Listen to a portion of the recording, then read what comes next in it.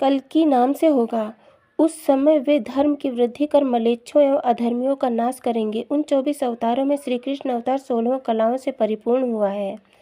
अन्य शेष अवतारों में लीलामय प्रभु अपने कुछ अंशों में ही अवतरित हुए हैं। संसार में जितने भी जीवधारी और जड़ चैतन्य हैं, उन सब में उन्हीं परब्रह्म प्रभु का प्रकाश समझना चाहिए, क्योंकि वे सभी श्री नारायण जी के ही अंश में पैदा हुए हैं। इस प्रकार उनकी नारायण जी के अवतारों की कोई गिनती नहीं है। वे अपनी माया से इस समस्त संसार को कुरसते हैं, किंतु आप उसके वशीभूत नहीं रहते। उनकी लीला, नाम और चरित्रों को कौन जान सकता है?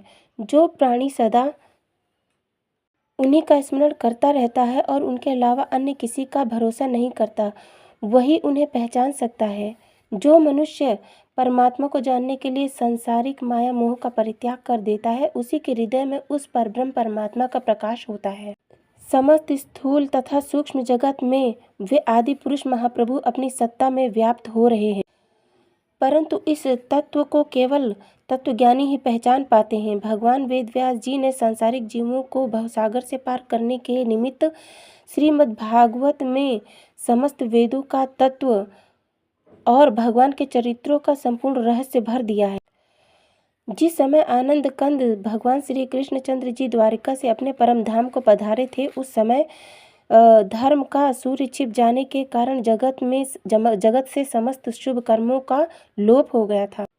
उस समय वेदव्यास जी ने इस श्रीमद् भागवत की रचना कर पुनः संसार में धर्म रूपी सूर्य का प्रकाश कर दिया।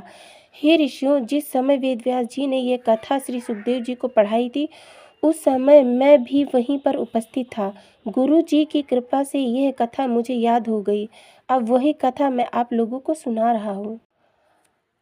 अब ये हमारा तीसरा अध्याय भी खत्म हो गया पहले स्कंद का। ठीक है, अब चौथा जो है अध्याय शुरू करेंगे। ठीक है।